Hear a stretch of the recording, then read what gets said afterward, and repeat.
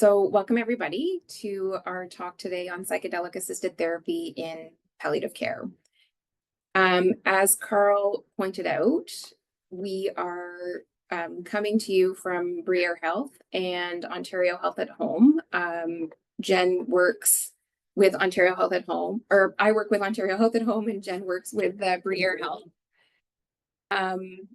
We are doing this presentation outside of our work roles, and the views that are going to be presented here today are ours. We also want to humbly acknowledge that we are learners in this area. We are not experts, and this field is vast. It's been around for time immemorial, which hopefully you'll come to learn throughout this presentation. In terms of financial interests, we are getting an honoraria for this talk, but it's really to honor the time spent in developing the talk, and there was no influence on what was put into the presentation as a result of this. In addition, Genevieve is part of a microdosing study involving psilocybin, which is being done through Briere Health, and there is funding through that research project, but not directly to Genevieve. In terms of disclosures for financial support, we are not receiving any financial or in-kind support from any for-profit organizations. Neither of us have any conflict of interest to report. But in terms of other disclosures, we just wanted to point out that we will be talking about off-label use of medicines, and just acknowledge that much of what is known is based on expertise and experience. There are a number of research studies, but there is still quite a bit of expertise and experience over time that has led to psychedelic-assisted therapy. In addition, today we are going to be really speaking to the palliative supported context only. We're not going to be talking about this therapy in other contexts. We want to start off with a land acknowledgement, but first I'd like to just read a quote from Dr. LeBlanc, who stated that in many, many ways, all of us are indebted to the Indigenous peoples and their traditions and knowledge of those interested in these medicines. And if I missed words, it's because I can't read off my slide because I'm seeing speakers. I'm just going to move speakers. There we go. I'll start again. So in many, many ways, all of us are indebted to Indigenous peoples and their traditions and knowledge when we're interested in these medicines. Before we continue, I would like to acknowledge that everybody's going to be coming here from various days. It may have been the end of a busy day, or it may be your favorite time of day. It may have been an amazing day, or it may have been a challenging one. I just wanted to thank you for being here just the way you are. Tonight, Genevieve and I come to you. We are seated on the Algonquin and Anishinaabe unsurrendered and unceded territory. In Western culture, this is known as Ottawa. Before we get started with the formal presentation, I'd like to invite everyone to just take a bit of a pause. I'm going to invite everybody to just kind of get comfortable in their chair. If they want to move around, move around. If you feel called to, please feel free to close your eyes. And I'm going to walk you through just 4 breaths, just to kind of get us all connected and a little bit grounded. And if my pace is a little bit too slow or a little bit too fast, please feel free to go at your own pace. I'm going to get you to breathe in, and we're going to breathe in for 4 seconds. Hold there for about 5 or 6. And then we're going to breathe out over 8.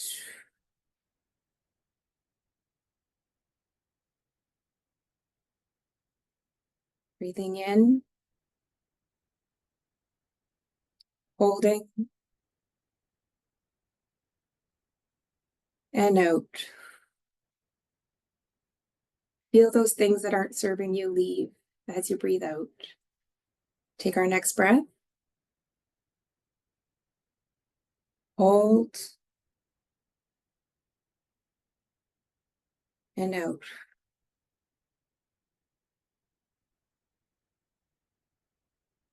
In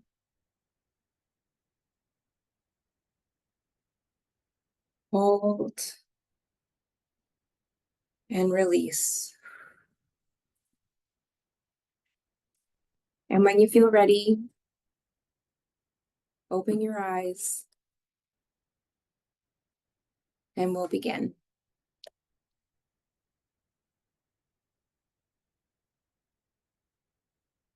Okay, what we're hoping at the end of this presentation is that you'll be able to recall the history of psychedelics and their role in medicine, be able to identify what psychedelics are and list those used in palliative care, describe the contraindications and main side effects of psychedelics, discuss the potential benefits when using psychedelics in the palliative care context, evaluate the shortcomings of psychedelic studies, and summarize how psychedelics can be accessed in Canada. We're going to start off with a poll. And just a single choice here, and we'll just see where people are at. So the question is, what is the first thing that comes to mind when you hear psychedelic therapy?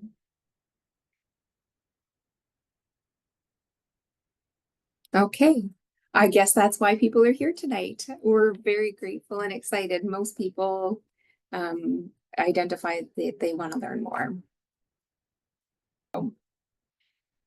So in terms of context and relevance, in the last number of years, there's been a growing interest in integrating psychedelics in palliative care as a means to manage existential distress. In patients with life-limiting illness, there may be an associated sense of hopelessness, demoralization, powerlessness, or perceived burdensomeness. This may lead a person to struggle with loss of meaning and purpose of life, and it may contribute to significant existential distress, and this can diminish a person's quality of life. Interestingly, anxiety and depression have very similar components. There's no current pharmacological intervention for existential distress. Now, I do want to acknowledge that psychotherapy can be used to help support people who are experiencing existential distress, and I really want to point out meaning-making and dignity therapy. These can be costly, and they often take time, which both may be limited.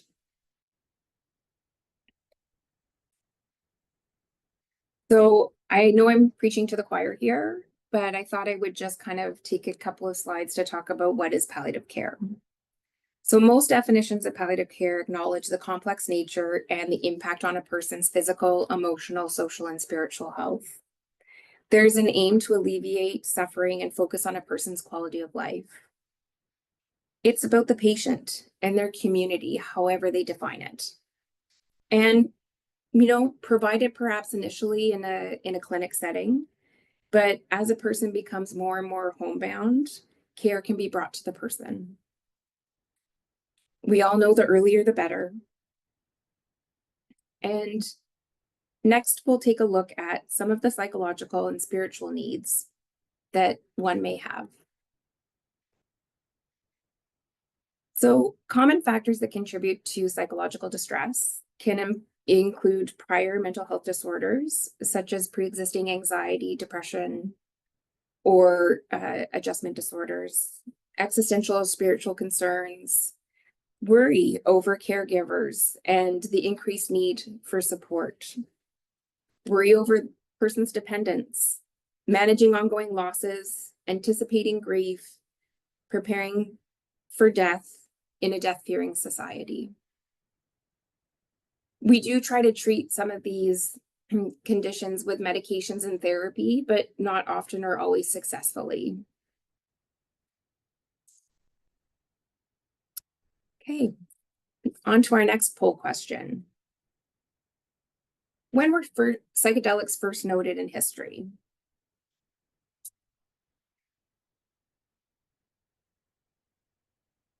Okay, so looks like 53% of people are saying 4000 BC.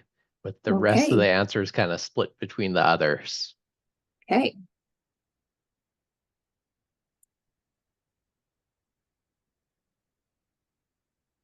So 4000 BC is the correct answer. What I'm representing here is the diffusion of scientific research on major naturally derived psychedelics, so peyote, psilocybin, and ayahuasca. And you can see peyote has the earliest evidence in 4000 BC. You think, well, how do we know about things that occurred in 4000 BC? But it's really about looking at things like yarn art. They can help us understand ceremonies that happened. Looking at oral histories. And Indigenous communities have used these medicines to honor transitions in life for thousands of years. And these were documented. One thing that came out as I was looking into the information for this presentation was that the Europeans, when they were in Africa looking for rubber, actually cut down iboga bushes on their way to get to rubber trees. And for 1,000 years, they had no idea what they were cutting down, but it was a ceremonial plant in the culture where they were. In terms of psilocybin, first evidence is around 2000 BC, and the earliest evidence for ayahuasca is in 2700 BC.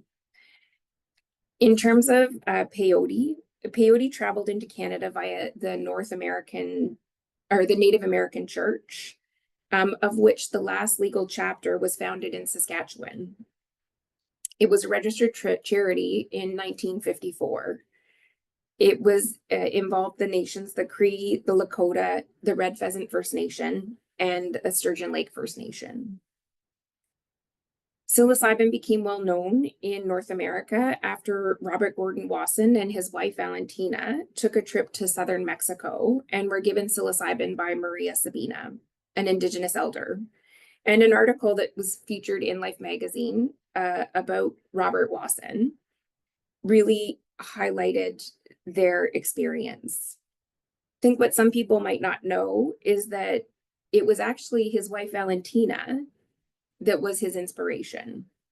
She also wrote an article, but it was really muted in that it wasn't published in such a renowned magazine. In addition, her story was also kind of a little bit more quiet because she passed away in 1958. Interestingly, they actually wrote many books around fungi and mushrooms from around the world before the article was published in Life magazine. Next, we'll look at the history of major synthetic psychedelics. So one thing I wanted to point out was that really over the last 300 years, there's been a movement to separate plants from their active properties, with this sense that Indigenous medicines are not necessarily scientific and that these things are typically pulled apart to their chemical properties, removed and reintroduced to people as medicine. And this isn't just only in the psychedelic area, but it is also in the area of many other medicines that are based in plants and likely related to the ability to patent and research. In terms of the chemicals, so in 1897, they isolated alkaloids for ibogaine and mescaline. Mescaline comes from peyote.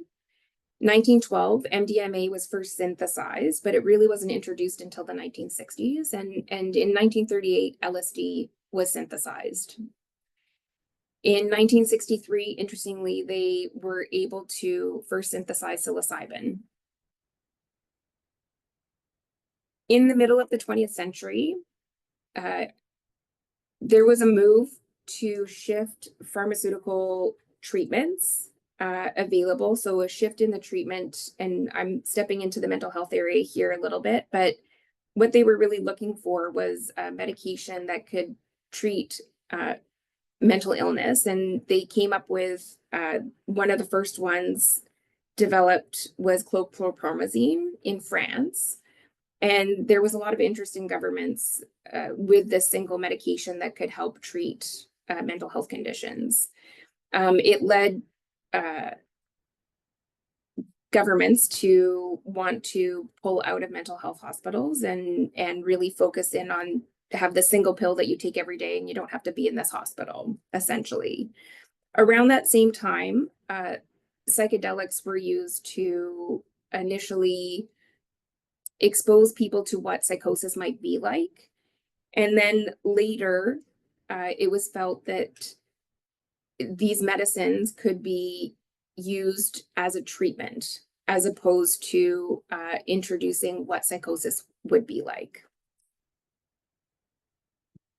So we'll move on to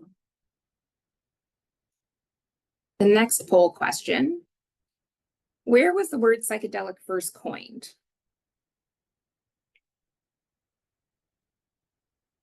So it's 44% of people say California, and the next closest answer there's 32% was Saskatchewan.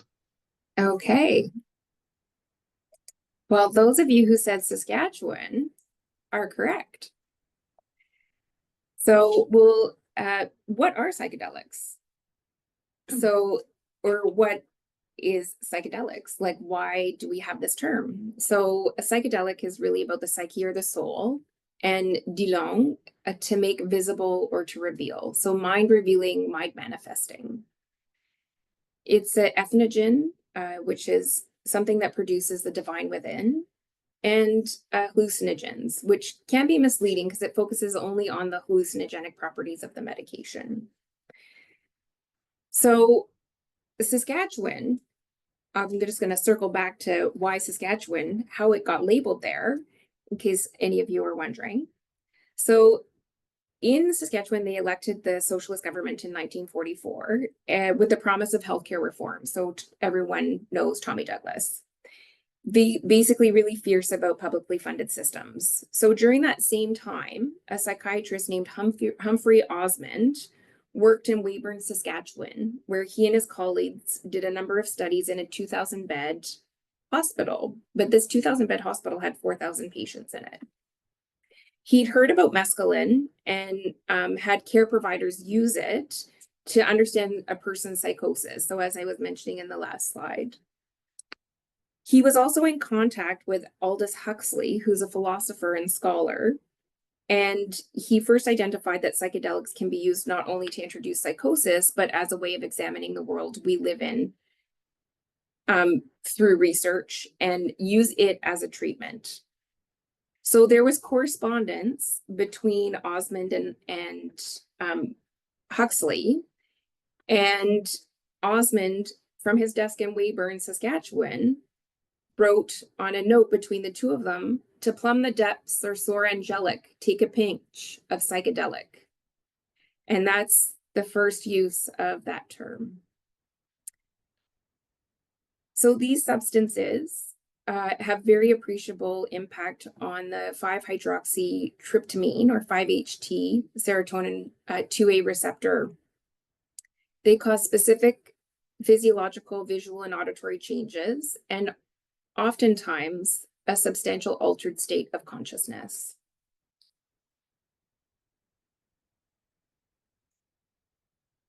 So in terms of their mechanism of action, it's felt that as we identified the 5-HT2A receptor in this central nervous system, and its most accepted theory is that it quiet downs the default mode network. And you can see these fMRI studies on the right-hand side of the screen. So on the bottom image, you can see the connections here is just as the brain's working without psychedelics. The next image is somebody who is using psychedelics, and you can see the changes in the connectivity. It's thought to increase cerebral circulation to areas of the brain, including the limbic regions, increase connections between areas of the brain which are not usually connected, can contribute to hallucinations, intensification of affective responses, and enhanced ability for introspection. It may even lead to ego dissolution and a mystical experience. Some things, it's also thought to break down some like repetitive or rigid thoughts, feelings, or behaviors. In terms of the physical effects, pupillary dilation is very common. Changes in the heart rate, so it can be increased, decreased, or variable. Changes in blood pressure may contribute to either hypotension or hypertension. Nausea and tremors are some of the physical manifestations. So now we'll look at the history of psychedelic use in medicine. So in the 1940s and early 50s, there's some first published papers on psychedelics, mainly LSD, and you'll see that that's kind of in line with when it was first synthesized, or when it was, not when it was first synthesized, but when it was reintroduced. In the 1950s and 60s, LSD was used as an aid in psychotherapy to treat alcoholism, anxiety, and depression. And between the 1940s and 60s, there was quite a lot of very fruitful research with over 1,000 scientific papers involving over 40,000 subjects. In the 1960s, there was a rise of the counterculture, and we see the bad side of psychedelics revealed. And bad side in quotes here, as there's a lot of statements in the press about, you know, how your brain would be fried on drugs, or a person, you know, a lot of stories about how it led to people becoming permanently damaged in terms of being in psychosis all the time. Or it led people to feel that they could fly and they jumped off of buildings. Some also say that there was a fear that it made people too loving, and then it spurred the movement against war, making the government want to stop that kind of freedom. And in 1970, Nixon signed the Controlled Substances Act, and LSD was made a Schedule I drug, which means that it's a drug of abuse with no medical use. It shut down the use of psychedelics in medicine and in research, and really forced psychedelics underground, because there was still a lot of people who were utilizing psychedelics from that time going forward. There is a published book by Michael Pollan called How to Change Your Mind. And it's really looking at the science of psychedelics, what they can teach us about consciousness, dying, addiction, depression, and transcendence. So it does examine, you know, where did the war on drugs come from, and what are all of what is all of this all about? So it is a good read if you ever get a chance to go there. In 2000s to 2010, many studies on obsessive compulsive disorder, major depressive disorder, tobacco and alcohol addictions. In 2006, psilocybin was noted to occasion mystical type experiences and having substantial and sustained personal meaning and spiritual significance, in a paper by Griffith et al., and we'll be coming to that. This was published in a Psychopharmacology medical journal. It was really the first rigorously designed double-blind between group placebo-controlled crossover clinical study. Try to say that fast. Looking at healthy subjects who have no history of psychedelic use. They did use a high dose with a pre and post therapeutic session. So pre being before they use the medication, a person uses the medication, and then post session. They did find that the experience was sustained for personal meaning and spiritual significance, with sustained positive changes in attention and behaviors. And they identified that it was safe when in controlled settings with no immediate or medium or long-term adverse events. This kind of led to a number of further clinical trials, some of which we'll review next. So in 2011, a study by Grob, they did a pilot study of psilocybin treatment for anxiety in patients with advanced stage cancer. There were 12 subjects in this study, again, double-blind, placebo-controlled, using low dose, again, safe physiological and psychological responses, with a significant reduction in anxiety at 1 and 3 months after treatment. 2014, Gasser et al., the safety and efficacy of listergic acid dethylamide assisted psychotherapy. So that's LSD, assisted psychotherapy for anxiety associated with life-threatening disease. Again, double-blind, randomized, crossed over, active placebo-controlled pilot study. Again, 12 patients, looking at a moderate to high dose of LSD. Found a reduced state of anxiety, found there was quite a good safety profile. 2016, Griffith did another study, this one in psilocybin, and produces substantial and sustained decrease in depression and anxiety in patients with life-threatening cancer. And this was a randomized double-blind trial. This one included 51 patients with a moderate to high dose of psilocybin. And they did see a significant decrease in clinician-related and self-rated measures of depression, anxiety, or mood disturbance. They found effects sustained at the 6-month mark. Significant association of a mystical type experience with most of the enduring changes in therapeutic outcomes. So those patients who had a mystical type experience or identified a mystical type experience had an enduring change. It was more significant than those that didn't have a mystical type experience. Again, very minimal negative and psychological adverse events. In terms of what is the mystical experience, so they do have a questionnaire that they use to determine this that is validated. In 2016, so Ross et al. Did a rapid and sustained symptom reduction following psilocybin treatment for anxiety and depression, again in patients with life-threatening cancer. And this was a double-blind placebo-controlled crossover trial as well, involving 29 patients. And they used psilocybin in conjunction with psychotherapy. So they did see immediate and sustained improvements in anxiety and depression.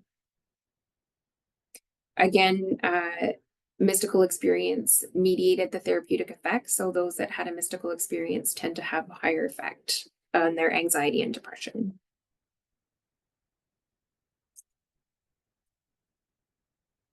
So going back to that Griffith et al. Study, there was a longer term study done, and just wondering about what % of patients had still living at 3.2 and 4.5 years met criteria for clinically significant antidepressant or anxiolytic responses.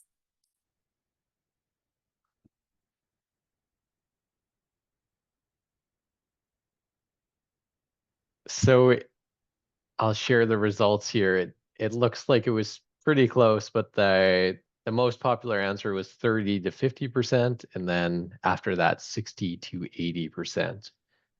Okay.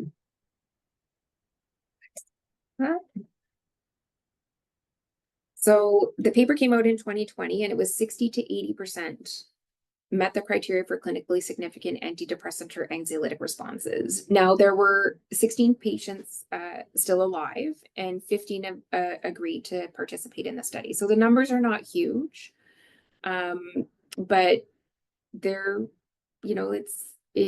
you can see there is a clinically significant antidepressant effect and anxiolytic. And 71 to 100% of the people attributed that positive life change to the use of psilocybin. So it does hold promise in promoting long-term relief for cancer-related psychiatric distress. Now, I do want to provide, the critique. So I didn't provide the critiques with each of the studies because they're pretty much similar in the majority of them.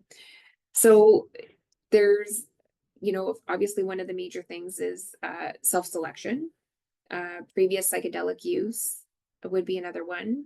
They're using healthy subjects in the Griffith study.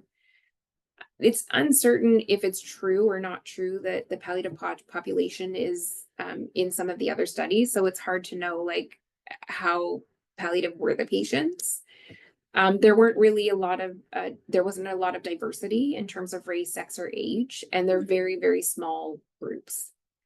The prepare participants for the use of medication. So if you have a pre-session and then the medicine and then a post-session, you're setting expectations. So is there some influence on the results because of that?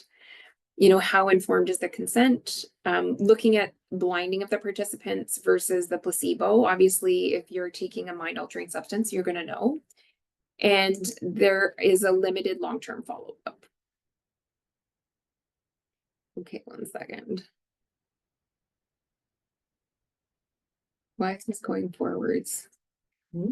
Are we going? I'm going forwards. Yeah. There. Okay. So this is the. So I'm guessing we're in the placebo group. You can see.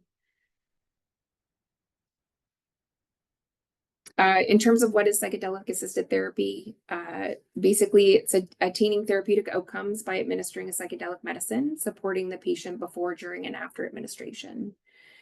The medicine is used to support the therapy or psychotherapy. So it's a psycholytic, it's a supportive. Indications and contraindications in the palliative care context. So indications would be anxiety, including death and dying anxiety, depression, existential distress. Considerations would be the ability to engage in psychotherapeutic work with yourself and with others. And then the other would be psychoactive medicine. So antidepressants, antipsychotics, anxiolytics may need to be held, tapered, or discontinued, which may be something that would be challenging for other patients. So we'll switch after this slide. So risks and contraindications. So risks, usually it's context and environment dependent. So really it's about the setting. Where are you using these medications? Who's there to support you? In terms of addictive risk, the evidence really is that there's very low to non-existent risk of addiction and or overdose with psilocybin, LSD, and MDMA, much, much lower than alcohol or tobacco.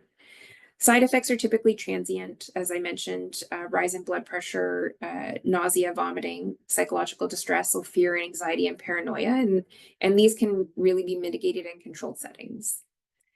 In terms of physical contraindications would be significant cardiovascular or respiratory compromise, renal or hepatic dysfunction, CNS disease, if you have a current or past history of schizophrenia, psychotic disorders, bipolar disorder, borderline personality, and someone who's actively using substances.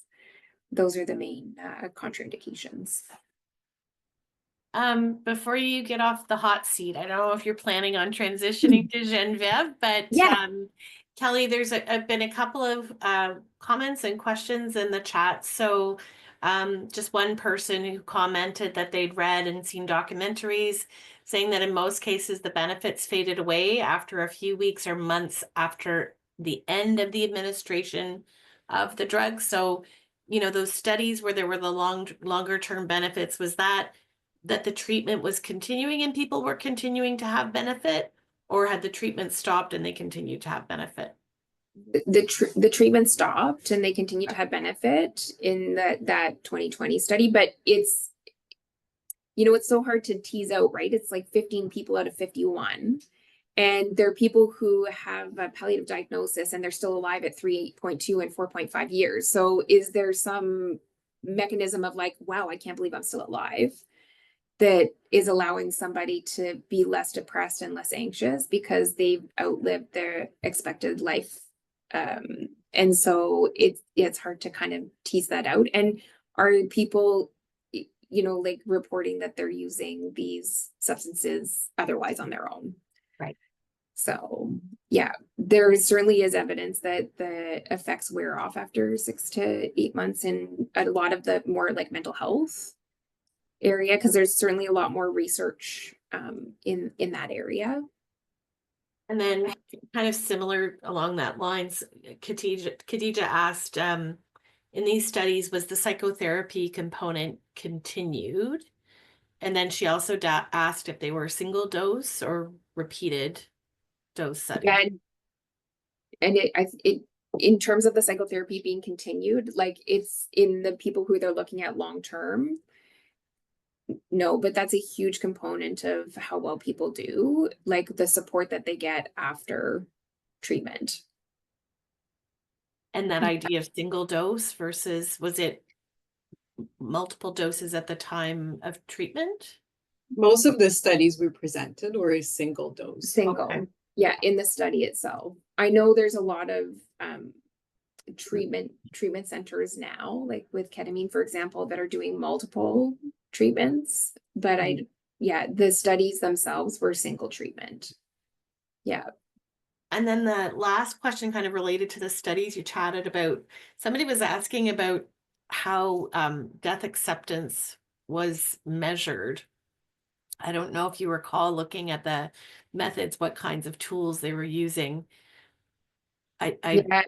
And I don't know that they actually identified acceptance of death, more less like distress. And so I don't know if they actually identified that it's like an acceptance of death. So I mean, a lot of these studies use like, and again, we could criticize that too, but like many questionnaires on like anxiety. There's lots of like, I remember like one question we asked for a different study, but like, you know, are you scared of being buried alive? Right. So there's like tons of like questionnaires around sort of death and dying. So I think some of them did include questions about acceptance of death and so on. Yeah. That's it for now. Okay.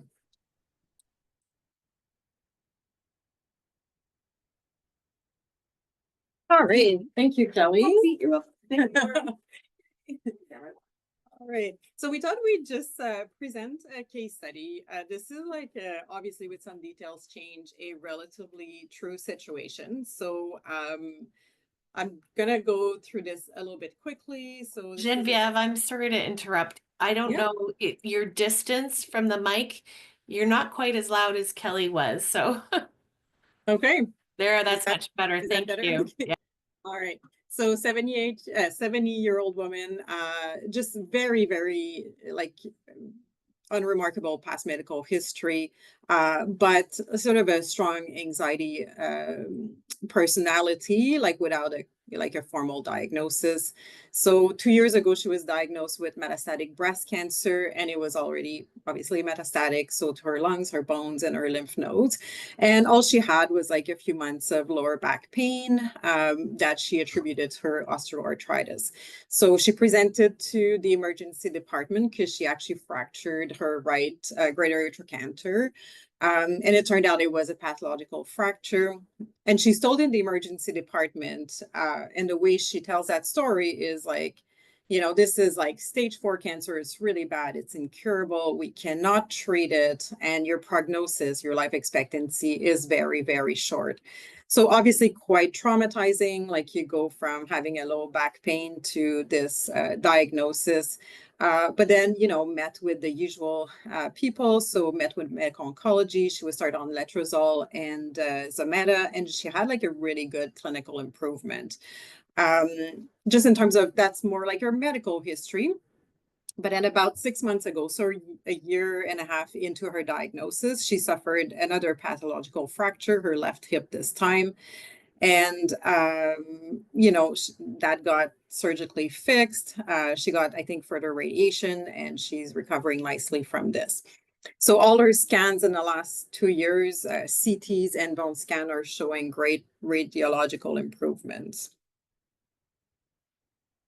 Psychologically, however, there's a huge trauma from her emergency department diagnosis and prognosis, and she's had a really hard time sort of getting over the way this information was communicated to her. She was referred to an outpatient cancer center to see a psychologist, but actually saw a social worker there, and then also a community social worker who can see her at home. So in the last 2 years, her mood's been greatly fluctuating, and she's really reporting, in general, quite a bit of depression symptoms, anxiety, even though she's responding absolutely wonderfully to her cancer treatments. She's been refusing antidepressants. Again, I think that's part of a bit of the anxiety there. Like she goes on the internet, reads about all the side effects, and then say, I don't want to go there. She's telling us she feels very disconnected from her family and her loved one, that nobody understands her. And just to put this in context, she has an absolutely wonderful family who really love her, take care of her, listen to her. And she knows that, right? Like, she knows her family's there. She knows she's loved. She just feels very disconnected. She's feeling very guilty for feeling this way. She's also had personal losses in her life, people dying of cancer. So there's that guilt of like survivor kind of guilt, where she is alive and she sees people around her not doing well, but at the same time is feeling very unhappy. She has major death anxiety. She's constantly kind of wondering how she's going to die, when she's going to die, what's going to happen to her loved ones after she dies. So basically feeling very stuck. And she has like such difficulties enjoying her everyday life. So she goes out to a restaurant and her appetite is not super good because of her cancer treatment. And then she will dwell on the fact that she can't eat the same meal as her family and so on. So question here. So from what you've heard so far from Kelly, or maybe what you already knew about psychedelic-assisted therapy, I know, would PET be indicated for her? Do you think she'd be a good candidate? So yes, like her symptoms could respond well to this. Probably not, because psychedelics can cause a bit of anxiety at the beginning, so maybe that could become worse, or I don't know.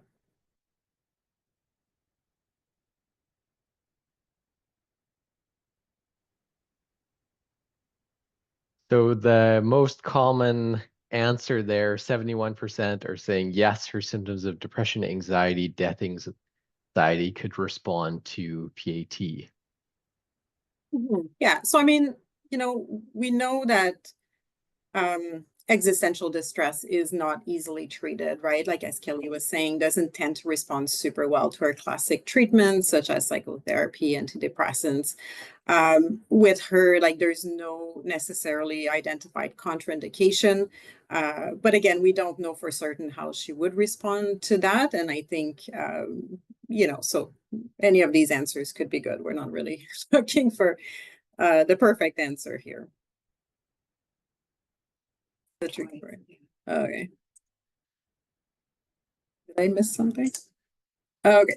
So we just thought we'd review a bit of the sort of what I call the Canadian landscape, right? So I think it's very important here to remember that unless it's authorized by Health Canada, and we'll talk about what this looked like, all activities with psychedelic drugs, except for ketamine, which is a little bit differently. So when we say all activities, we mean like producing a psychedelic drug, selling one, being found carrying one on you. That's illegal, and that's under the Controlled Drugs and Substances Act. Now, we know in Canada, you're very unlikely to be for charges to be pressed for simple possession. Like, I think we've moved away from this, unless you're kind of clearly posing a risk to society. So some of the ways to access psychedelic-assisted therapy in Canada is through the Special Access Program, which again, I'll review a little bit in the context of psychedelic on the next slide. There was a Section 56 exemption that was there before the SAP. So that was very similar to how you would get to have cannabis, medical cannabis, before it got legalized. So basically, your clinician would sign a piece of paper that you're authorized by a medical practitioner to carry cannabis on you. So it would be the same, or it was the same with the Section 56. Obviously you can see the problem here. So yes, you're allowed to carry it and to take it and ingest it, but it still means you have to find a dealer or someone to sell it to you. And I think there was probably issues with finding safe supplies. So that Section 56 is pretty much gone. Obviously through research. So if there are research projects kind of going on, you could access psychedelics through that. It is a bit complicated for a research team to do that. There need to be meetings with Health Canada. You need to have trained therapists. There's a whole section on informed consent, the access to drug, like who's going to be dispensing the drugs, etc. So it's good in a way, because there's a lot of encadrement, Anyway, yeah, like it's very, Supports. thank you. Yeah, I don't know. All right. And then we can talk a little bit about ketamine. So we're hearing more and more. So a lot of the research we presented today have been done around LSD and psilocybin. We're seeing a little bit more about MDMA, which we'll talk about later. So I think ketamine is more and more used because, again, it can be prescribed without a Health Canada Special Access Program authorization. And it's ketamine, as you may know, is a Schedule 1 controlled substance, but it's deregulated for specific medical purposes. So, which means that healthcare providers can legally prescribe ketamine, and it would be sort of off-label prescription for in the context of psychedelic-assisted therapy. When we talk about ketamine clinics, as you may have heard about, there's more and more kind of coming up. I think some of the issues there is they're not covered. Like, so the cost of therapy is not covered through most provincial health plans, sometimes through private insurance, but not always. So you can see that, you know, from the work that needs to happen in terms of preparation, then the therapy itself, and then sort of the support after. This is many hours of therapists that can be very pricey. I think when we looked at the average cost of a ketamine sort of experience, let's say, or therapy, like you're looking at $4,000 to $5,000 for the entire kind of experience, and then there's no clear oversight of ketamine, again, because it is legal. So it's like those clinics, the training of the therapist can very much vary. And I think that might be why there's not as much research with ketamine, the same as with cannabis, right? So it's kind of legal in a different way. But it just limits the sort of motivation to really research this. And then underground, not that we're suggesting, obviously, that anybody access this underground, but there is a lot of therapists doing psychedelic-assisted therapy underground, and some of them have years and years of kind of training and experience. So we're not saying it's not a good thing, but it's obviously an illegal way to access it. So just in terms of the special access program, so in terms of conditions, so I'm not going to read through all of them, but I think the second and the third one there for the conditions, that's kind of very interesting, right? Because conventional treatments must have failed or be unsuitable or unavailable to treat the sort of the condition from which the patient is suffering. So just as a reminder, SEP is not specific to psychedelics, like it can be used for many sort of other drugs that are not kind of readily available in Canada. So you can see in our population, you know, with limited time and with limited treatments for sort of the suffering our patients do experience, a lot of people would meet that condition. And then there needs to be sufficient evidence to support the use, the safety, and efficacy of the drug for the patient-specific condition. So if you did do an SEP for a drug that was absolutely not safe, or there's absolutely no evidence, like it wouldn't be approved. So we know there's been SEP applications approved for psychedelics. So I think there's a recognition from Health Canada that there's enough evidence and it's safe enough and that works well enough for the palliative care population. The process itself, the clinician would submit the form, and then there'd be a review from Health Canada, and then Health Canada would approve or deny the application. If it's approved, the Controlled Drug and Substance Act, they have licensed manufacturer and dealer. So again, we're looking at a fairly safe substance that will be dispensed to the practitioner to take to the patient. And again, they make a lot of provision that it needs to be administered in a safe and supervised environment. So you can't just get psilocybin and give it to your patient and send them off. It needs to be in a safe setting. I'm going to skip through this quickly, but it's just to kind of show a little bit that it's a lot of work and there's a lot of paperwork to fill. I was asking someone who, for the last question there, like that one that's number 5, because it's not an authorized drug by sort of European agencies or the United States FDA, they need to fill the section C there. And he provides about a list of 38 references when he's applying for patients. So it's quite labor intensive to fill those forms. Just want to make sure we have time for all the, yeah. There was one quick question in there about the SAP. Is that the same thing as the palliative facilitated access, similar to methadone? No, no. It's a special access program. I don't know what we'd be using this for in. I don't know if we have an example of Psychedelics would be the only thing. But there's other things, like I think you can do it for like certain chemotherapies. Mm-hmm. You can do it for antibiotics. There's some antibiotics that are not available in Canada but are available other places, so you can use that. I know they use it in infectious diseases for special access. Treatment of rare diseases. I think they have a rare diseases application actually. Right. But SAP would be for any medication that's available otherwise. But it's definitely not the same as palliative facilitated access, because you couldn't prescribe it with your palliative facilitated access. It has to be through the special access program. So it's separate. Carl, I think we'll skip the poll for now, just because I'm looking at the time. We still have a few slides to go through. We wanted to touch on training, so just please know it's not like we're suggesting that these are good or bad or that we're endorsing them, but it's give people an idea of what sort of training looks like. So these are some, not comprehensive. The first one is in California, and I think it's been recognized as kind of a good program, a good solid program. It's been around for many years. And then you have through Canadian University, like Vancouver Island University, this is where Kelly is taking her training.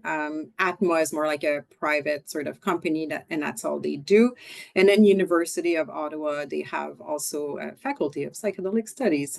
This is where I'm taking some courses. So I'll let you kind of glance at this, but as you can see, they're fairly long programs and they're very expensive. So again, expensive, it's a big time commitment. I think some of the issues here is it's not like there's an approved curriculum, right? So basically anybody could put a training program and say, here, you're trained in psychedelic-assisted therapy.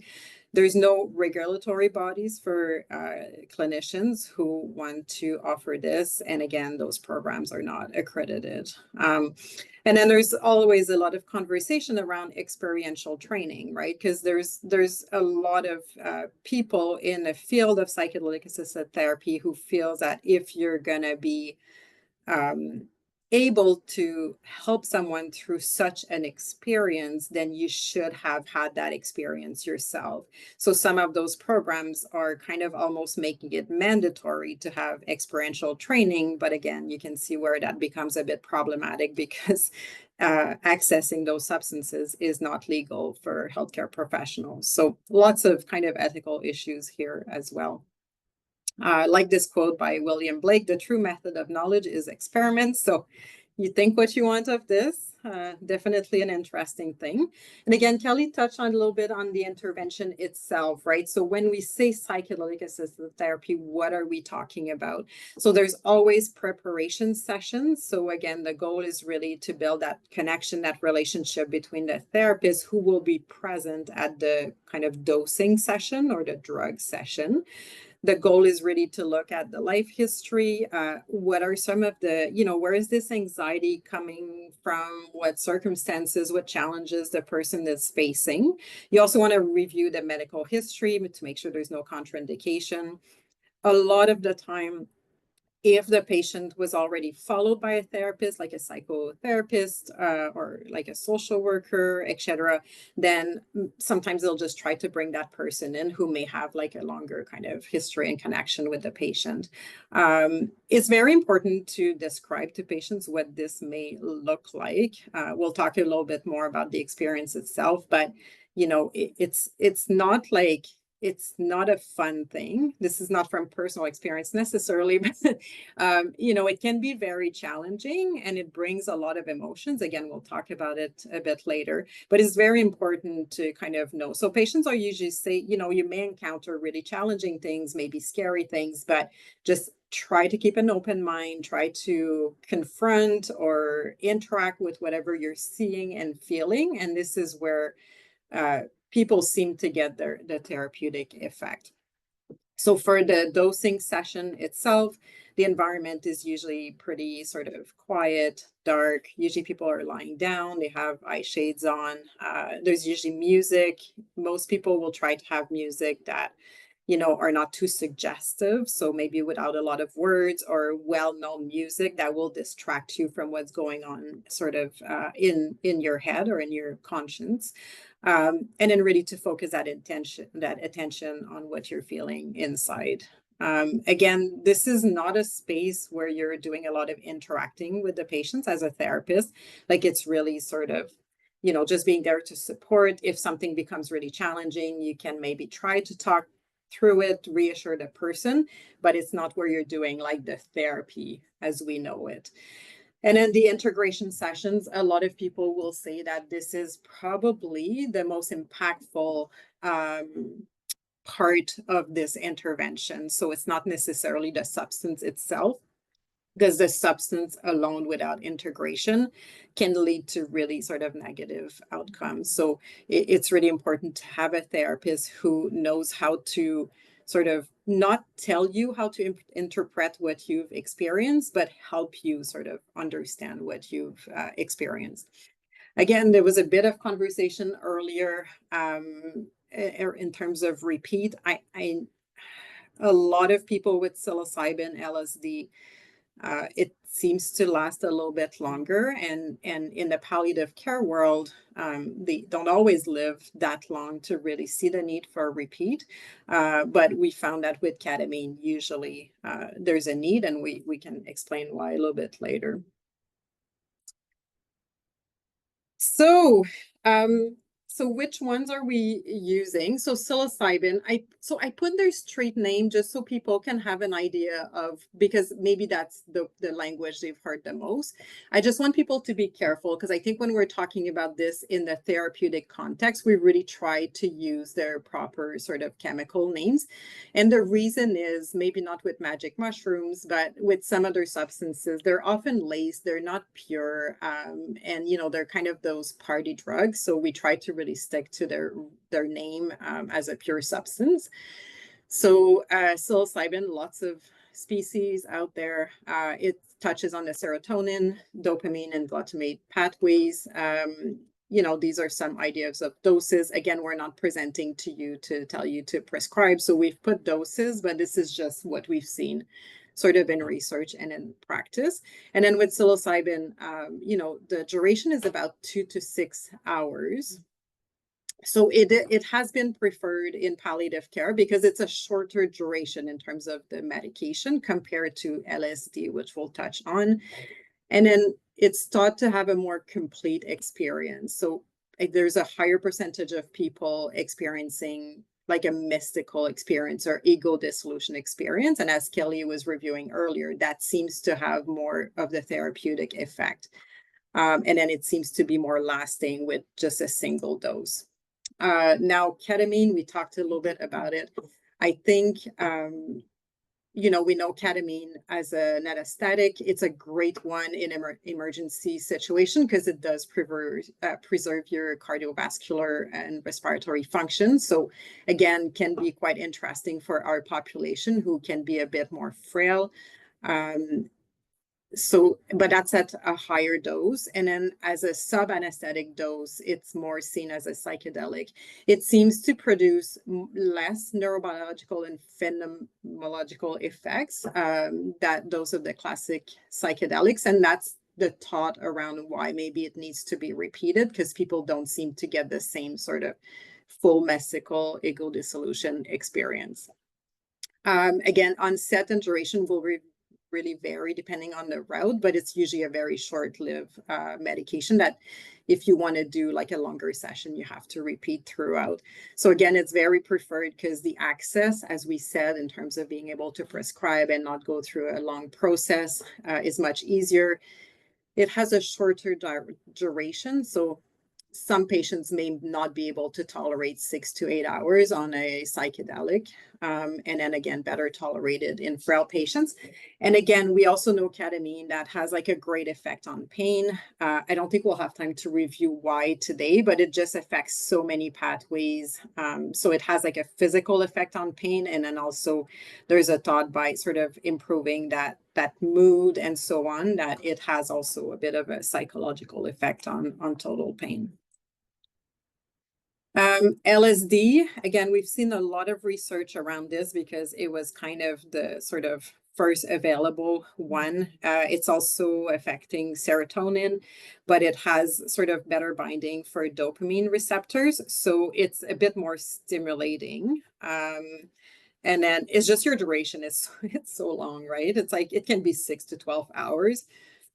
I'm assuming too, maybe with our population, we'd be looking at the higher end of the time frame. So, and then some people have described that as a bit of a harsher experience than psilocybin, in terms of maybe the visuals and the hallucinations and some of the fear and paranoia. And then MDMA, we haven't really touched on a whole lot tonight. Again, there's more and more research. So I don't know, maybe if we ever do this presentation again, we can present a little bit more on MDMA. Some people will say it's not a true psychedelic. You don't tend to have the same sort of hallucination, etc.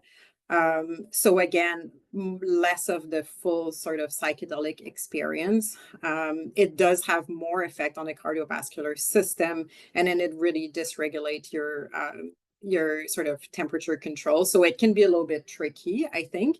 But I think where it becomes a really, really helpful medication is if it allows for more interactions between the patients and the therapist. So you can do quite a bit of psychotherapy on MDMA. And what it does is it just kind of allows people to open up a little bit more than without MDMA. But yeah, like different than psilocybin, LSD, and ketamine, where the patient is not super interactive during the dosing session.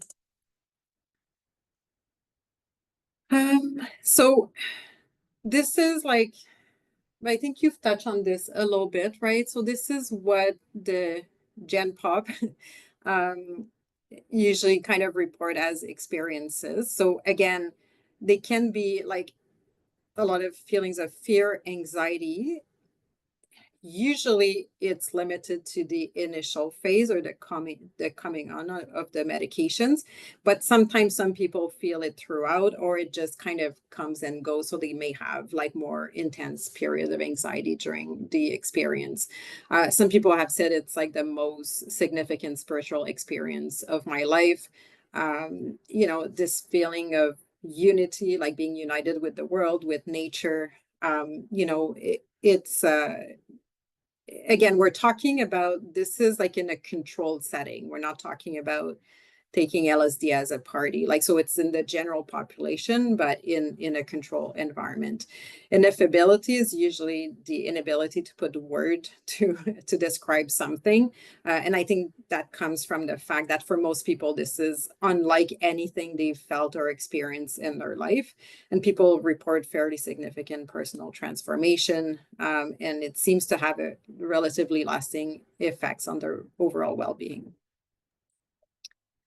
Genevieve, can I just ask, a couple of times you mentioned the word ego dissolution. Yeah, okay, sorry. Can you describe that a little bit? Yeah, so it seems to be related to the default mode network, where it's almost like people feel like they don't exist anymore as themselves and just become part of the universe, the environment, the sense of self, of like me, who I am, is dissolved. Mm-hmm. Something to try. All right. Yeah, so cool. So, and again, you will have like experienced meditators, like people that have meditated for years and years and years, that actually will have very similar kind of psychedelic experience. And then there's also holotropic breathing that it's just like a really, anyway, different kind of breathing exercise where you do that for like a very long time and you can have very similar effects. And on neuroimaging, like the brain of these people look like the brains of people who have taken a psychedelic. So we talked a little bit about You didn't this. do that slide. Go back. What slide? Yeah, I did. Okay, sorry. I summarized it quickly because You I'm did looking good. at the Yeah. time. Okay, all right. Genevieve, you're doing okay for timing. Like it's officially a 2-hour slot that we have, so don't feel. Oh my God, Yeah. it's 8:30. Oh, I was like panicking. Oh, okay. Yeah.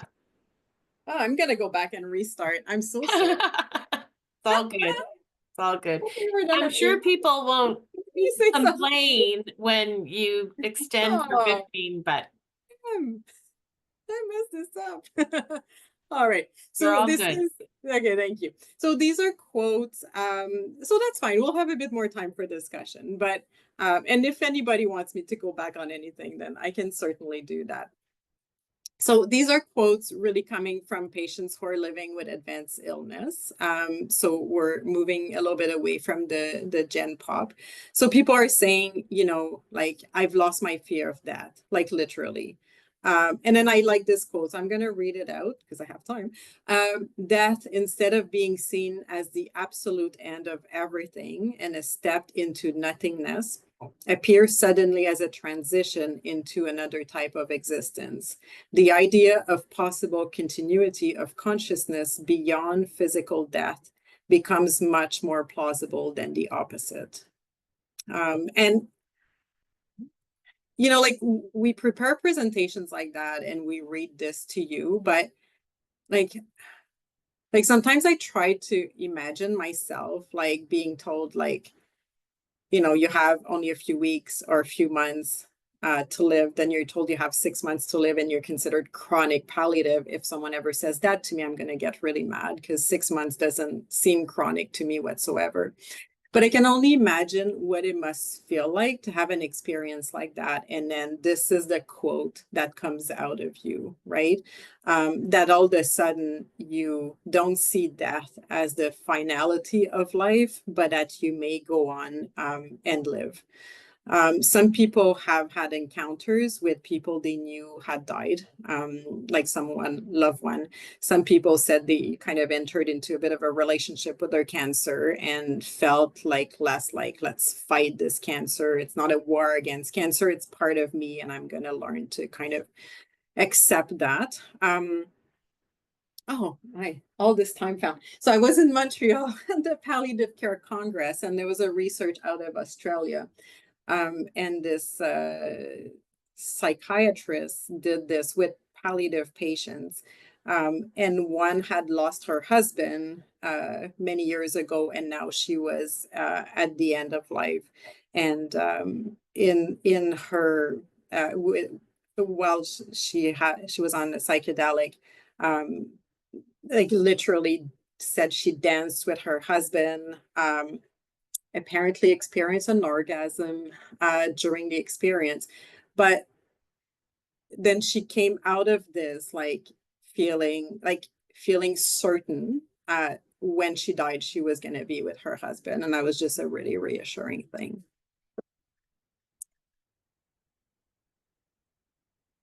So this one person in the experience died, actually felt like they had died while on the psychedelic, but I was there in the ground with all these roots and it didn't feel sad or happy, just natural, contented, peaceful. I wasn't gone, I was part of the earth.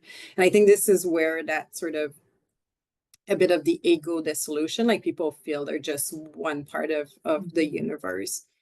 The experience brings the comforting news that there is something on the other side of that. And then a lot of people to report sort of I mean, I think sometimes it's all linked, right? Like you may be less anxious, feeling less depressed, feeling more accepting of what's happening. So a lot of people will report like feeling a better connection with the people around them. And then I saw my fear. The cancer is something completely out of my control, but the fear I realize is not. Again, which I think is very powerful. So it's like I cannot control what the cancer does, but I can control how I live and react to it. It's going to be the last quote I read. All at once, the individuality itself seemed to dissolve and fade into boundless being. And this was not a confused state, but the clearest of the clearest, the surest of the surest, utterly beyond words, where death was an almost laughable impossibility, the loss of personality seeming no extension, but only true life.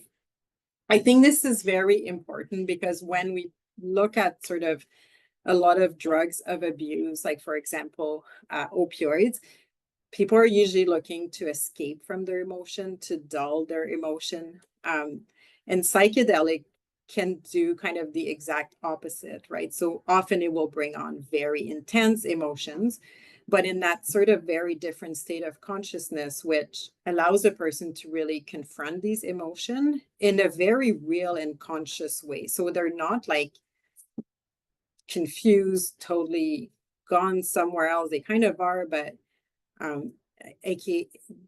they always describe it as something very real, even though they're probably seeing and sometimes hearing things that aren't. Yeah.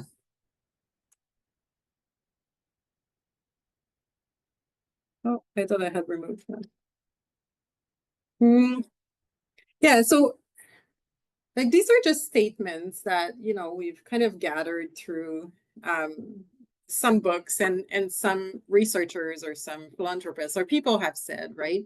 And,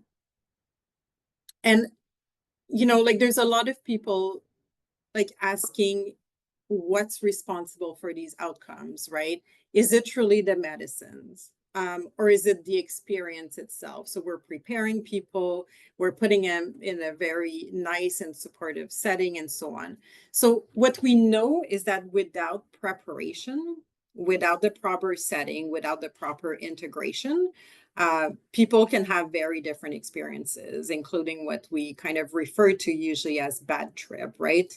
In the space of psychedelic-assisted therapy, people will usually refer as like a challenging experience and not necessarily call it a bad trip. If it's not well supported, sometimes they just won't have that complete experience or won't be able to sort of make sense of it, right? So the setting, the preparation is super important, and without it, people don't have usually the same outcomes.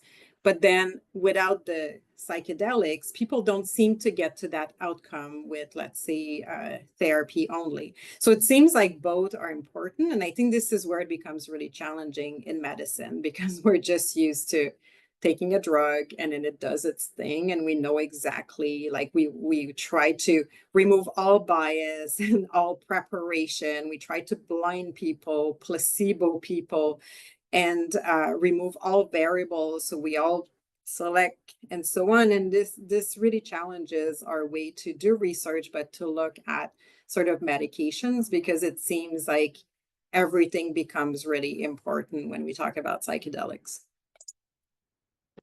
So again, we've talked about some of the potential benefits. So again, I think there's a direct physiological effect on pain, especially with like medications like ketamine. The other ones don't necessarily seem to affect much of the pain pathways, but I think there's a huge effect on pain perception and in meaning, right? So I mean, obviously in palliative care, we're super familiar with the concept of total pain. And sometimes I use like, you know, giving birth, right? So if you're giving birth and you know that you're very likely to have a healthy baby and the birth's going well, it still really hurts, right? For those of you who, well, it doesn't hurt everybody, but I guess, I don't know, mine didn't really hurt. But if you look at the same pain experience, like giving birth, but you know that maybe you're giving birth to a stillborn, or maybe you're giving birth and planning to give your baby up for adoption, or maybe your husband just left you and you're giving birth alone, or husband or partner, whatever. You know, or it's been a really challenging pregnancy, or it's preterm, then the pain, the physical pain might be just the same, but the way you perceive it and what it means will be so different. So I think it's the same. So I think by having sort of benefits on the mood in terms of depression, generalized anxiety, as well as death anxiety, then it usually helps with that experience of total pain. And then a lot of people report that it really helps with their relationships in terms of closure and improved communication. And again, we can also look at that being a byproduct of improved pain and mood, right? So we know when we look at the ESAS, if everything is a 9 and you only deal with the pain and the nausea and you bring them down to a 2, a lot of other kind of things will come. So it's probably a similar effect. And I think this is where it's really difficult to say, you know, is it the psychedelic that's helping the pain? Probably not. It's just probably helping the total pain picture. Oh, I can do my poll. Okay, so I think a lot of you thought she could benefit, but I'm just wondering if there's anybody who, so number 1 is, I still think, so if you answered yes, I thought our patient earlier could benefit, I still think she could benefit. And then 2 is, I still think it's too risky, if that was your answer. 3 would be like, I thought it was too risky, but now I think she could benefit. And 4 is, I thought it was okay, but now I think it's too risky. Okay, so it looks like 65% of people continue to think she could benefit from PAT. 27% said I now think she could benefit from PAT. 6% continue to think it's likely too risky. Yeah. Okay, perfect. Thank you, Carl, and everybody for voting. Okay, and some, again, nothing like that comes like as like this is the magic solution to world's problems. There's a lot of tension in this field, and I think this is what is really highlighted in the programs like Kelly and I are taking. You know, this whole cultural appropriation. So as Kelly said, like these substances, whatever you want to call it, a lot of people call them like sacred plants, for example. A lot of people you know, think we discovered them and then we're kind of making that into a pill. But, you know, they've been used by these societies and communities for like for so many years. And then we've literally really kind of misused them and gave them a really bad reputation. And that's really limited access to these plans for Indigenous population. And I think there's kind of a bit of hopefully a trend of reversal on this, that now, you know, for example, like peyote and San Pedro are cacti, they contain like mescaline. And then, you know, there's now they're letting those community or those Indigenous communities kind of use them legally. But it was just such a different approach, right? Like they were so respectful. They were scared of these medications. So it was always, you know, those ceremonies were always led by shamans or other kind of spiritual leaders. This was not used by yourself or in a party, or like it's not like a recreational drug for them. And I think we've really failed at sort of integrating the Indigenous knowledge of these plants into sort of modern medicine or how we're using it. And one thing to point out too with the medicine men or the Indigenous cultures is that's not something that they go to and do for a weekend. It's something that they're trained over years and years and years by their mentors, by their teachers. And it's very sacred in those cultures to be in that role. So it's, we're talking about training for a year, and we're saying that's a long program. Yeah, and So- it's costly. Yeah. And it's costly, yeah. Yeah, and another tension is around access, right? So I think there seems to be more and more evidence that this could be very helpful, but access is very difficult. So again, training is costly, it's timely. So that limits obviously access because you do need like a trained therapist. And then the cost of the therapy itself right now, if you're to access that privately, is very difficult.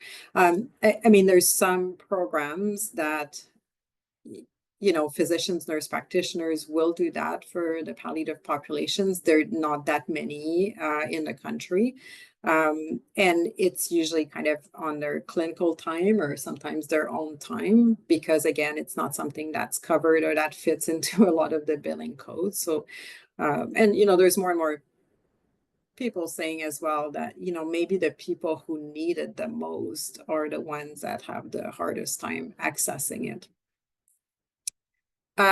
Consent, like literally we could give like a 2-hour presentation just on consent, but just something to think about, right? Like to consent to something, you need to understand sort of what are the possible outcomes. So could you really consent to this experience that just really doesn't compare to anything? And yes, we try to prepare people, but it's really hard to explain what people might experience. And the vulnerability of this population is a very real issue. First of all, it's not an easy journey. Like, yes, we can see the outcomes as being really good, but like the psychedelic itself is like a lot of work, and it can be a lot of emotions, and it can be very physically challenging as well. You are physically impaired, you're cognitively impaired, your decision-making abilities are impaired. So if you're in a setting where, maybe the therapist doesn't have the same integrity as they should, there's a lot of potential. And there's been reports and cases of sexual abuse during psychedelic-assisted therapy. The other thing we have to remember is like, when we talk about all those nice hormones, like it makes people like sometimes quite sexually aroused. It does also play a little bit on oxytocin. So it's not rare for people to feel, and it makes them really emotionally open. So it's not rare for people to kind of develop a bit of a sort of attachment to their therapist as well. And then Kelly touched a little bit on sort of the issues with some of the research in terms of selection and expectation and so on. I think what we're also seeing is more and more people that have been part of research projects coming out. And there's been 2 studies recently of people after they participated in the research that they really felt they needed to show good outcomes. Not that everybody was forcing them to answer, yes, that helped with this and this, but felt, this could be helpful to so many people. So if I say my experience was negative or I didn't see a lot of transformational changes, then that could compromise sort of, the spread of this therapy. So I think we may just see a bit more mitigated results in the future, but these are just some of the tensions we've been seeing. So in terms of potential for the future, again, I think there's a lot of room to better integrate Indigenous knowledge and rituals. The integration of different disciplines and fields of study into psychedelic medicine. I think it's cool sometimes to see the spiritual field kind of doing some research and the ethical field doing some research. It's not just about sort of medicine and pharmacology. Microdosing is another avenue. So as Kelly mentioned, I am part of a microdosing study where patients can be recruited or self-refer. I'm not trying to sell this to anybody. But microdosing basically means you're giving like a small dose of a psychedelic, like on a repeated basis. And so you're not feeling psychedelic effects. And it's to see if it still has the potential to maybe help with mood and depression and so on. So that's also very interesting. And I think for our population, like some patients might not be strong enough to go through a full psychedelic experience. So that's also a potential for the future. And with the microdosing too, there's some very innovative research coming out of microdosing, because microdosing is being used across North America, across Europe, around the world, and people are accessing these medications online. So they have a research study going on at a website called microdose.me or microdose.ca, and people can go in and self-report the effects that they're feeling from what dose they're using, how often they're using it, what are some of the side effects they're experiencing and stuff. So researchers are trying to be pretty innovative in this space as well, to try and capture information. Great. Another potential is, again, I think we need to establish and fund some programs. So I think it'd be really cool to have this in Ottawa, like have like a few trained therapists in palliative care. And we're talking about trained therapists, like it could be, you know, like social workers, spiritual care, even volunteers, right? To kind of accompany people through the experience. Obviously, you'd need still a prescriber to look and someone with medical knowledge to make sure there's no contraindication and so on. But I think there's a huge role to have some programs where people can be referred to and have this free of charge. I've been exploring a little bit in my studies, you know, because we talk about palliative care not just being for the patient, but for their caregivers. We talk about palliative care extending into grief and bereavement. And yet when we talk about psychedelic-assisted therapy, we're really just doing the patient, right? So all the preparation, the drug session, and the integration is usually done without any caregivers present. So I think it'd be kind of interesting to explore it from that perspective, because there's so much distress amongst caregiver as well. And then just even, you know, could this be used for grief and bereavement? So we didn't talk in depth into like sort of the neurobiology, but it's like fascinating, like same pathways are affected by psychedelics as the pathways that are, you know, involved in grief and bereavement or complex grief reactions and so on. So it's really fascinating. And then obviously there's more and more you talk about sort of a potential legalization. So across the board, not necessarily into medicine, but just making this legal as cannabis. So you'll hear the term responsible adult use, right? So we should trust that people will make good decisions and use this properly. Obviously with legalization, you usually gain things and you lose things, right? So you gain safety of medications.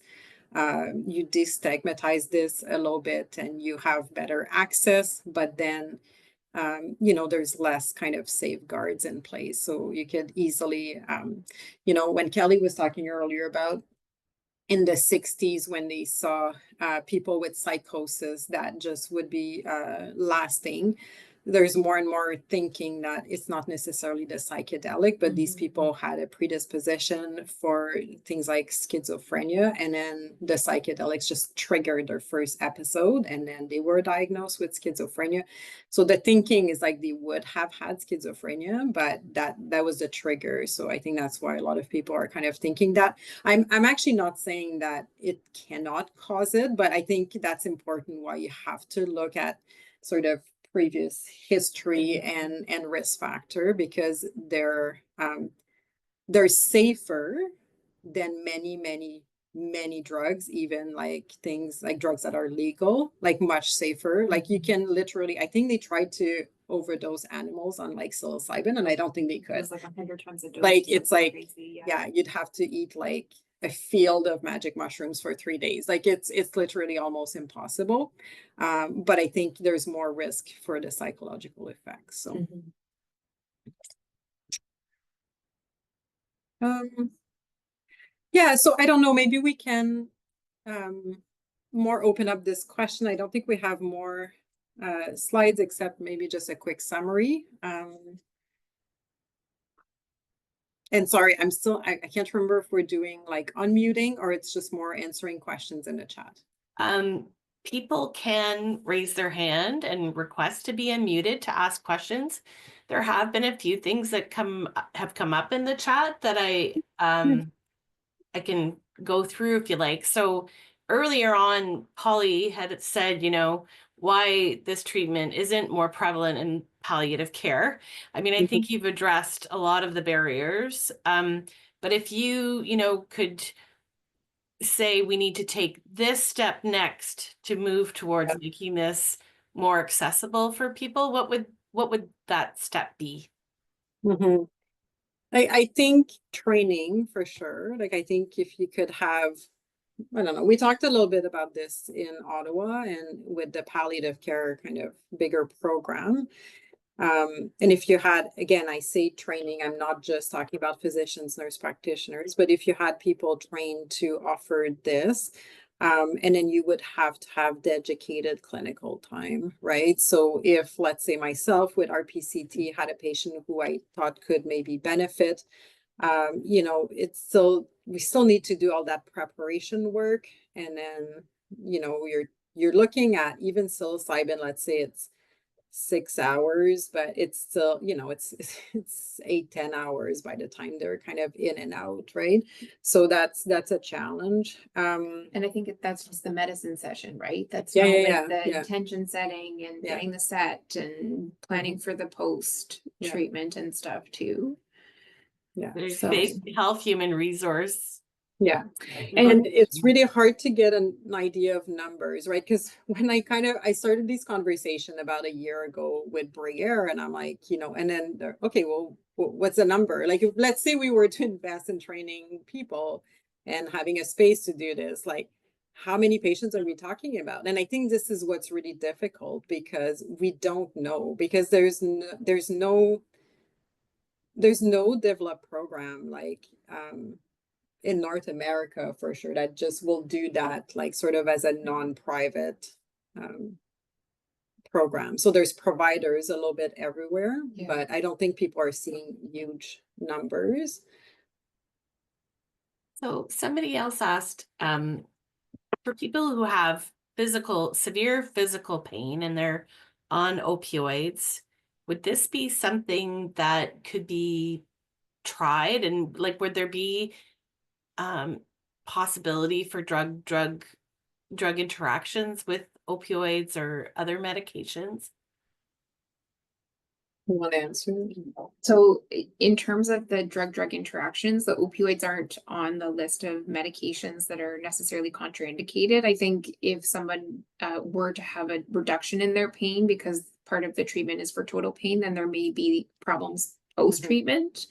But really during treatment, because the receptors that are bound are not mu receptors or kappa receptors or delta receptors. They're different. It's not a contraindication. It's more around the like antipsychotic medications, the antidepressants, anxiolytics that need to be tapered. Yeah. But I think certainly something to keep your eye on post treatment. Like, I think if you had someone with like severe pain and that's their only symptoms, we know it never comes alone. This is not what you'd go for. No. But I think if you had someone with severe pain and potentially a lot of existential distress, then I'd probably look more at ketamine, right? And I mean, we use ketamine in palliative care, not on a kind of more psychedelic level or dosing.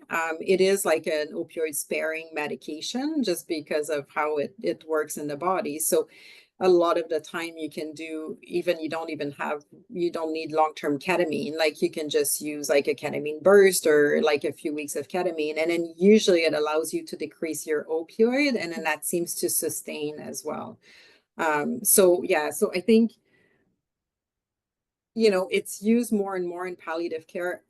It is probably more because of the access, but I think because of also its role, its impact on pain.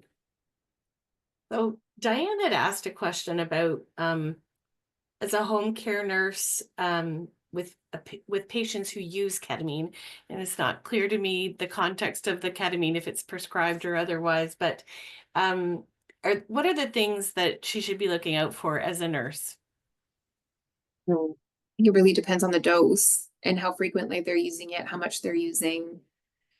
So low dose, it's pretty low impact. Higher dosing would be that variable heart rates, blood pressure changes, dizziness from the hypotension, Like hallucination. nobody should be at home right Yeah. now on enough ketamine to have psychedelic experience on a daily basis.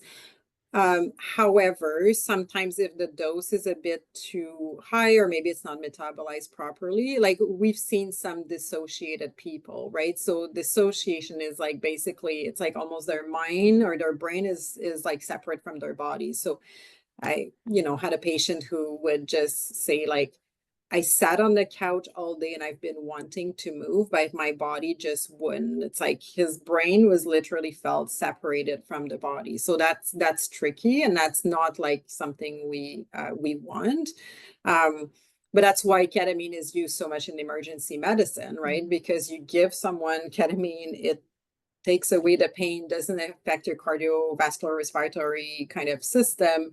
And then all of a sudden you're just kind of floating, and like you're not realizing your arm is missing, or your leg is bleeding, or your bone sticking out. But sorry, just as an interesting anecdote, like someone I know who works quite like in palliative care, who does psychedelic assisted therapy, said he was reached out to by another physician who had a patient who had like a really high dose of ketamine in paramedicine and in the emergency department, and had like a ego dissolution, but without preparation. So she literally thought she was dead, and she could see her body in the emergency department being dead. And that like created so much trauma, right? So, and again, it may be a similar dose that we'd use in psychedelic assisted therapy, but it's just to highlight the importance of the setting and the environment and the context and the preparation. So, and Diane just further did clarify that it was a ketamine infusion at home. So as you're saying, the doses should be low enough that they're not seeing those effects. This goes back a little bit to some of the research you were talking about, Kelly, but did the therapists in the study do guided practice with the person? Or was it more just the presence while they were having the effects of the medication? Usually if therapists are involved, the therapy isn't necessarily like a specifically guided therapy, but it's therapy with the person themselves to try. And as Genevieve says, it's not about like telling the patient what to think. It's about helping the patient identify their experience and what the meaning of that experience is, and really access. So we live our lives a lot of up and out, and really this medicine is to help you go in and down and access inside you. So the therapy isn't the therapy isn't really step 1, step 2, step 3. It's really about working with a person and understanding, helping them to understand their own experience and access what they need inside them to heal. Somebody asked, and I don't know if this is something you may have seen in what you've read, but they asked about, would the psychedelic experience be something similar to hypnotherapy? I think with hypnotherapy, there's a lot of suggestion and guidance, right? So you're hypnotizing a person and you're guiding them. So, and in hypnosis, you don't experience hallucinations. You can be suggested to do things. And I think in psychedelic therapy, it's not that like you're subject to suggestion, but if you're telling somebody who's experiencing like an altered state, they wouldn't necessarily do what you said, if that makes sense. Yeah. Yeah, so that like Genevieve identified, like people who get into deep meditation, people who get into holotropic breath work, they can have some of these experiences, but I'm not in terms of hypnosis. No. This is a really specific one, but Quebec versus Ontario, is there any difference in access between? Probably, because everything's different. I'm from Quebec, so I'm allowed to say that. I don't think so. Like, I mean, the SAP is a Health Canada, so it's a federal access. But again, you know, Quebec could have put their own laws and say like we're a country or whatever. But yeah, I don't know. I know there's differences in British Columbia because there are some kind of possession things and legalization things. And I just know that through some of the people who are in the program that I'm doing, working between Alberta and BC, they can do certain practices in BC with psychedelic assisted therapy that they're not able to do in Alberta, just from a regulatory perspective. So there may be something like that between Ontario and Quebec, but I'm not familiar with it.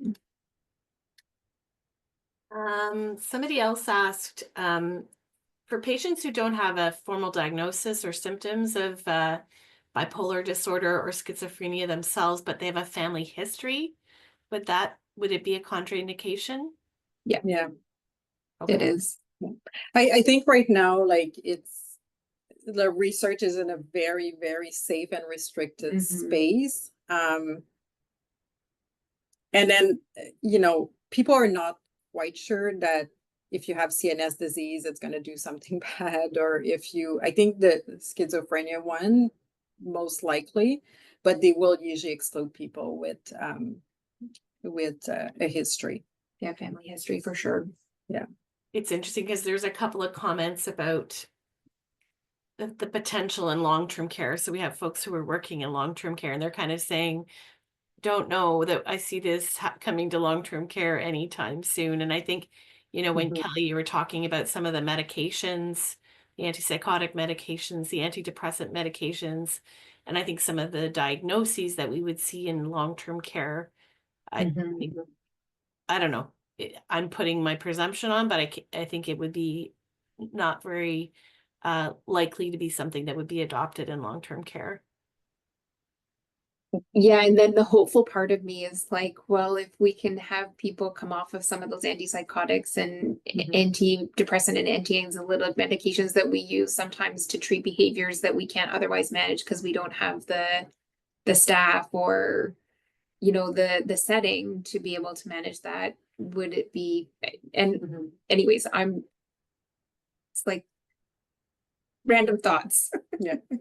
But I think with SSRI, because that's your main, like it's the serotonin that we're worried about. So it's not all antidepressants. And then it's only usually at like the higher doses. And like there's been,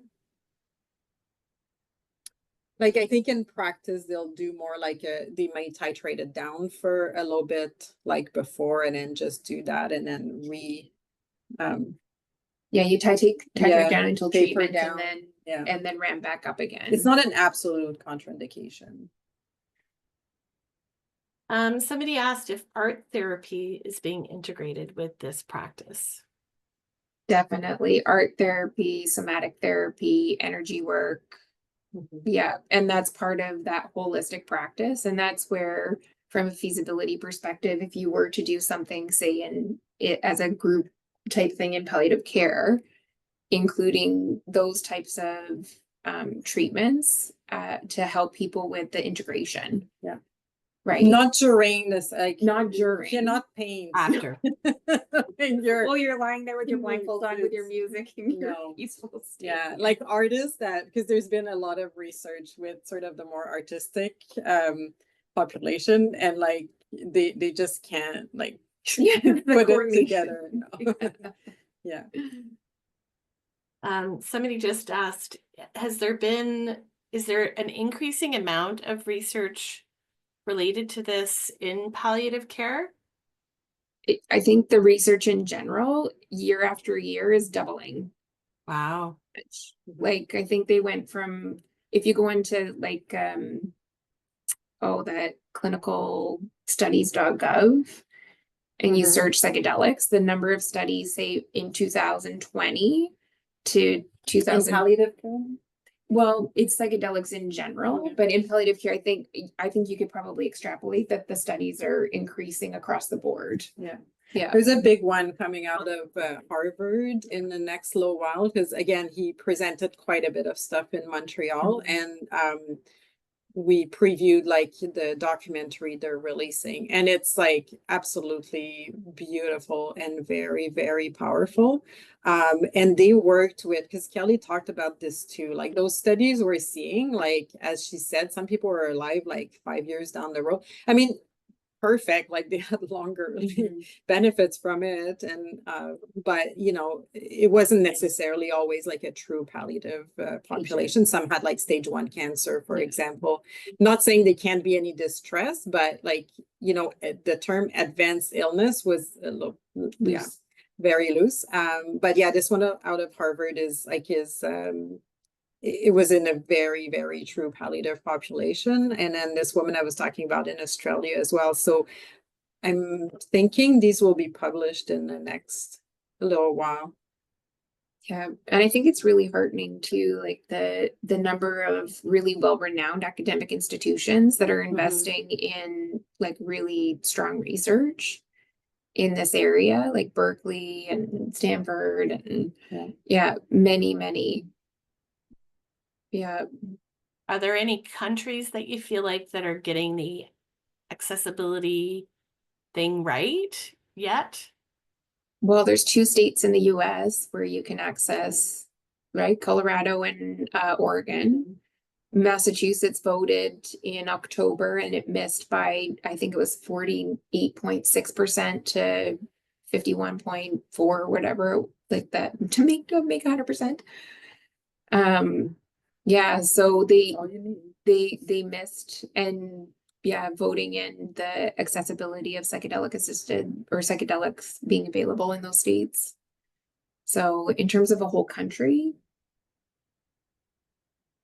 I'm not sure, like the Netherlands, have they decriminalized psychedelics, or I'm not sure. yeah, I'm not sure, Val, but like in terms of We like, can look. is there a model out there that's doing it perfectly and if we should go for that? I don't think so.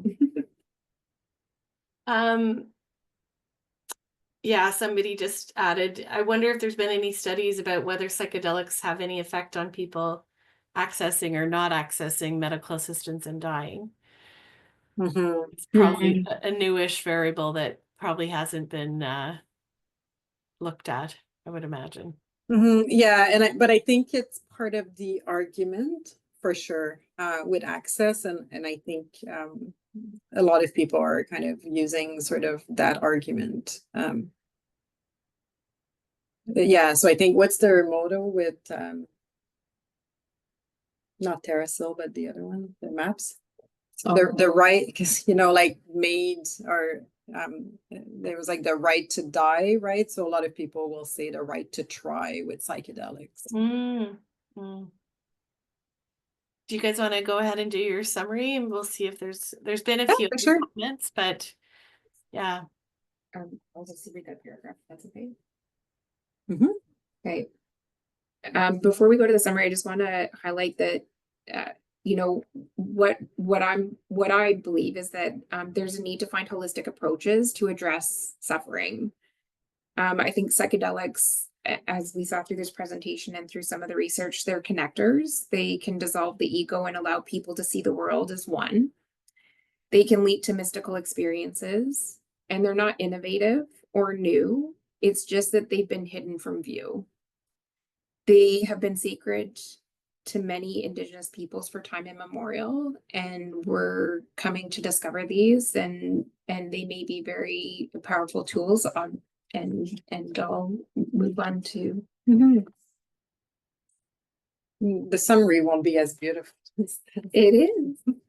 I like this quote by Dr. Richards. You go deep enough or far out enough in consciousness and you will bump into the sacred. It's not something we generate, it's something out there waiting to be discovered. And again, we're not saying this is true, false, right, or wrong, but I think again there's a sense, and especially with Indigenous communities, that like even hallucinations are maybe not something we're kind of generating in our brains, but maybe we're seeing things that are kind of just already there or existing. For them, it's a way to communicate with ancestors and communicate with spirits. So lots of thought that it's maybe just around us, but the psychedelics will allow us to access that. So summary, nothing we haven't really talked about, obviously, because that's a summary. There's more and more research. They're not new. Research has at least demonstrated safety and some efficacy, if only that. Because a lot of those research, the main goal was to just demonstrate safety, but then they happened to find some positive outcomes too. Again, there's still lots of challenging with research, and then with just practice in general in terms of guidelines and protocols, and then training programs, but just also realizing that I would say 90% of people, 95% of people will say that training should be essential and mandatory if you're gonna offer this to a patient. So again, we're still not fully understanding contraindication and risk, and that goes back to kind of my answer earlier, is this may open up to a broader kind of population once we continue maybe demonstrating some safety. Like where? It says the importance of set and setting. I can't see my slide yet. Yeah, It is. so again, that's the importance of preparation, the environment, the context, and so on. For those of you who wants to read up more, are you sharing those slides, Val, or are they emailed or? Yeah, we'll email them out. Okay. So Okay, then we don't have to. Oh, sorry. thanks so much to both of you. I don't think I knew that you were both doing this training, so I feel like we're really blessed in our community to have two bright minds that are young enough in their careers too, that maybe if some of the systemic barriers get relieved, you'll be able to make this a solid part of your practice in the future. So thank you so much for sharing your wisdom tonight. Awesome. So thanks everybody. Have a great night. Thank you, everyone. Thanks so Have a much good for night, having too. us.